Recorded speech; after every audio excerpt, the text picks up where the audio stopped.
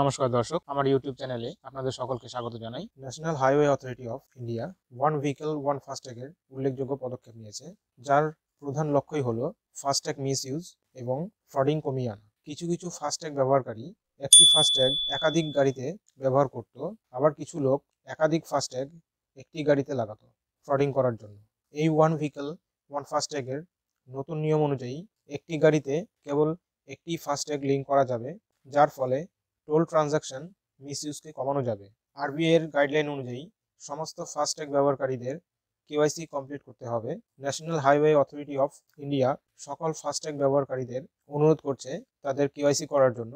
31শে জানুয়ারি 2024-এর মধ্যে যে সমস্ত ফাস্ট্যাগ ব্যবহারকারী কেওয়াইসি কমপ্লিট না করবে তাদের ফাস্ট্যাগ ডিঅ্যাক্টিভ বা ব্ল্যাকলিস্ট হয়ে যাবে। ফাস্ট্যাগ ব্যবহারকারী তার ফাস্ট্যাগ ইস্যু করা ব্যাংক অথবা নিকটবর্তী টোল প্লাজা অথবা ব্যাংক টোল ফ্রি নাম্বারে কল করে প্রয়োজনে সহায়তা নিতে পারবে। দেখুন, একটি গাড়ির জন্য একাধিক ফাস্ট্যাগ ও কেওয়াইসি কমপ্লিট না করে ফাস্ট্যাগ ইস্যু করা আরবিআই এর গাইডলাইনকে লঙ্ঘন করা হয়, যার জন্য NHAI এই নিয়মকে লাগু করেছে। এছাড়া ইচ্ছাকৃতভাবে ফাস্ট্যাগ গাড়ির ওয়াইড স্ক্রিনে না লাগানোর জন্য অনেক সময় ব্যয় হচ্ছে টোল প্লাজাতে, যার ফলে অন্যান্য গাড়ি চালকদেরও দেরি হচ্ছে। ভারতে প্রায় 8 কোটির বেশি ফাস্ট্যাগ ব্যবহার করে, যা ইলেকট্রনিক টোল কালেকশন সিস্টেমে এক যুগান্তকারী পরিবর্তন নিয়ে এসেছে।